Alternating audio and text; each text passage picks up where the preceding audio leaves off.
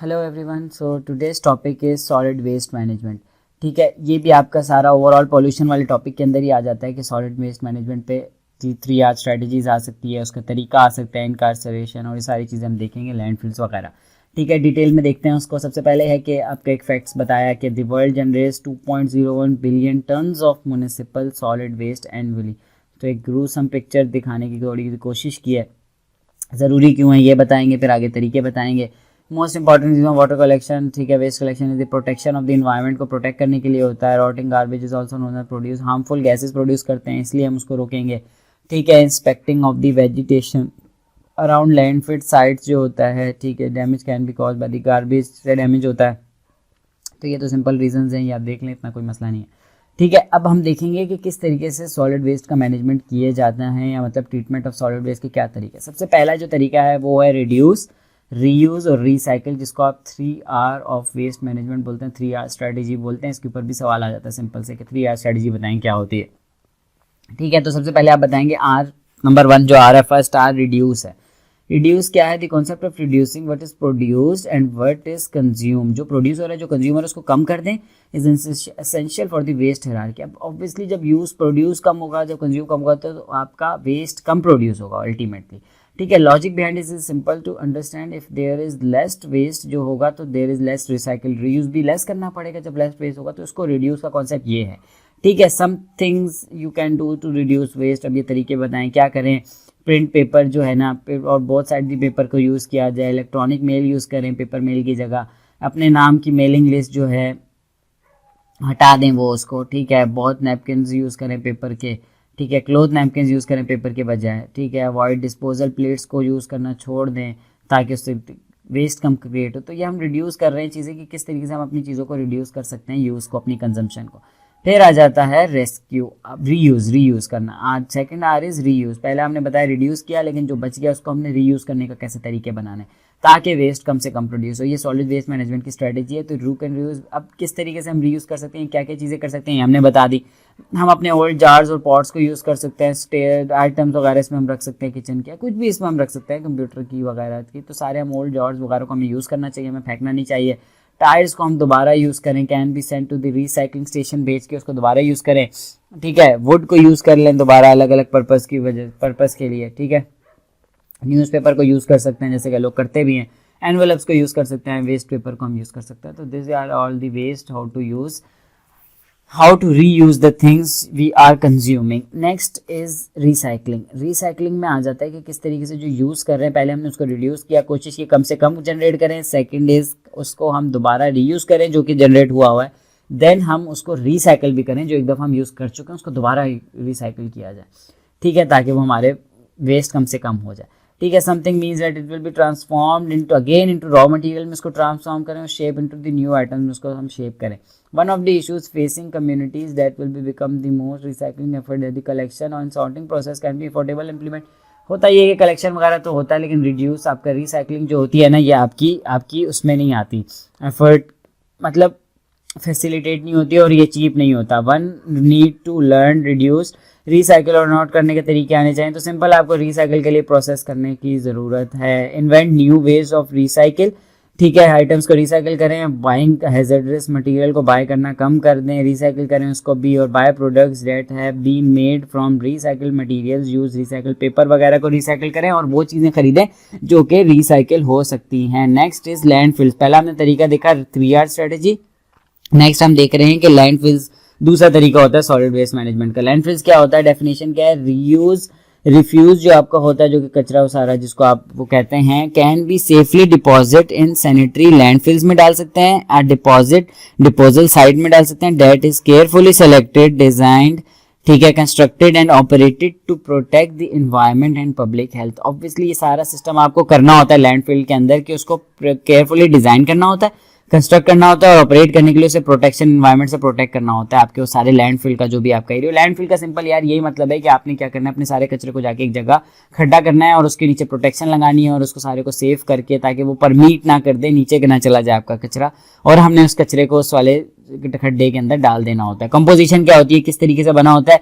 Modern landfills are designed in such a way that the bottom of the landfill is covered with an impervious के मतलब अंदर नहीं जा सकती, linear which is usually made up of the several layers of the thick plastic and sand की layers बनी होती हैं.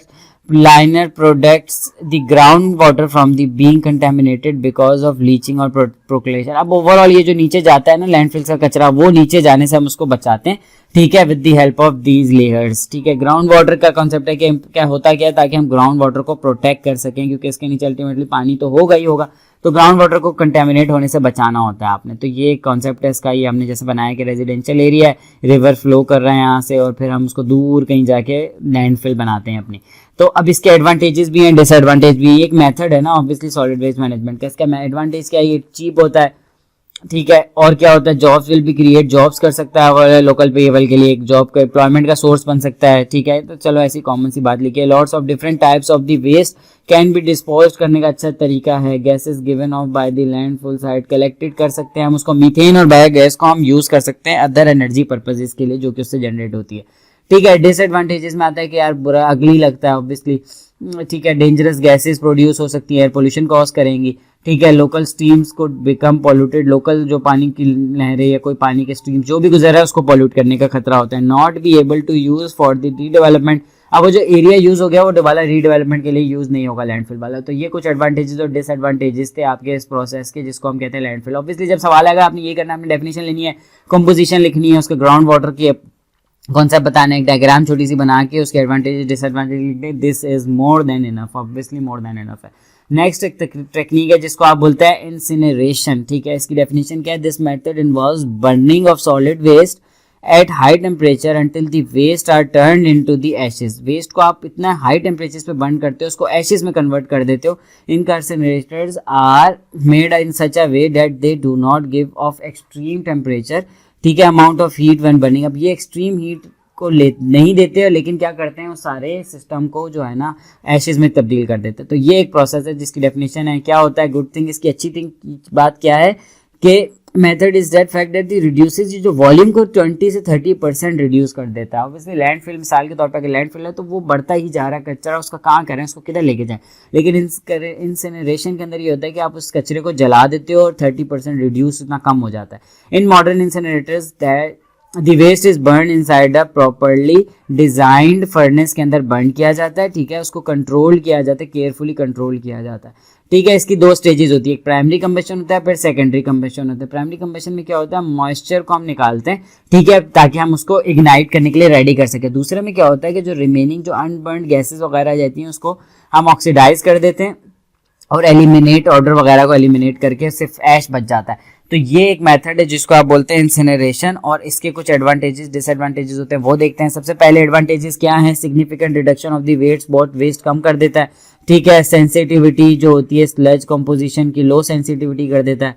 ठीक है, modern incinerators include the recovery of energy for heat and power consumption की रिकवरी कर सकते हैं. बॉटम ऐश में be use as a daily cover for the land cover. अच्छा, लैंडफिल्स के कवर के लिए भी हम उसको एज अ कवर यूज कर सकते हैं, ये जो आपका ऐश वगैरह होता है. ठीक है, सॉल्ट्स एंड एसिड में be recovered from the process water और एयर कंट्रोल्स. ठीक है, सॉल्ट और एसिड को भी हम रिकवर कर सकते हैं उसके थ्रू.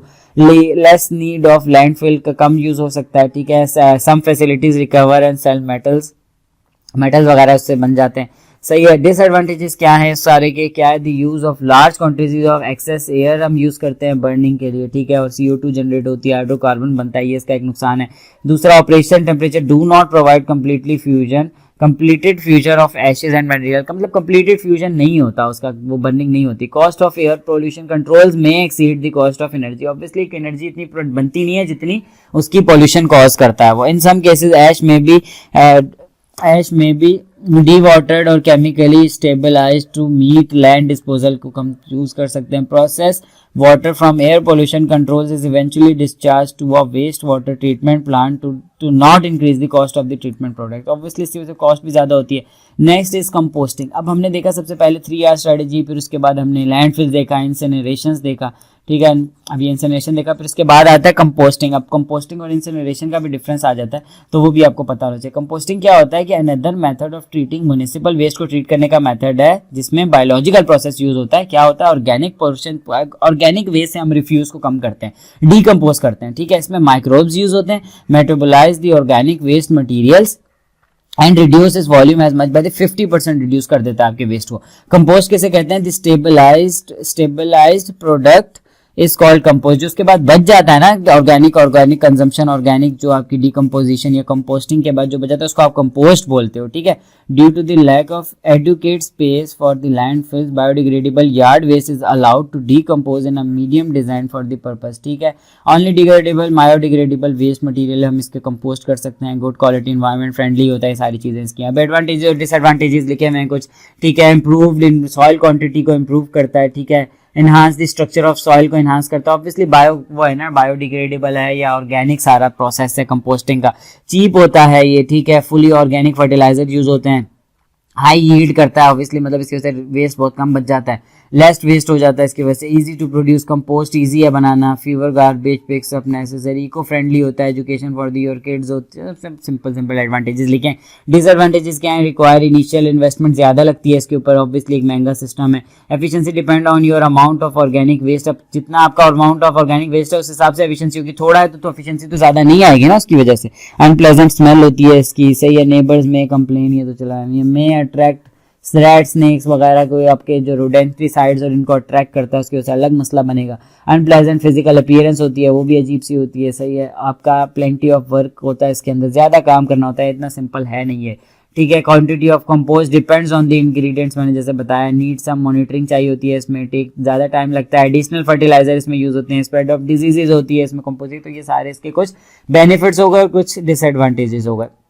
तो ये एक थोड़ा सा कंपेयर किया हुआ एक चार्ट है, इसको आप देख लें, सिंपल है। तो you just need to remember the basic concept of landfill, incineration और कंपोस्टिंग का। दो तो अक्सर डिफरेंस भी आ जाता है उसमें। मेन पॉइंट्स याद करें, उसके एडवांटेजेस, डिसएडवांटेजेस, उसकी बेसिक्स, उसकी डेफिनेशन, उसकी एक्सप्लेनेशन, उसकी डायग्राम वगैरह का अगर कुछ हो सकता है तो वो याद कर लें, कुछ नहीं है इसके अलावा। ये मेथड थे, सॉलिड वेस्ट मैनेजमेंट के तरीके थे। तो thank you so much, that's all for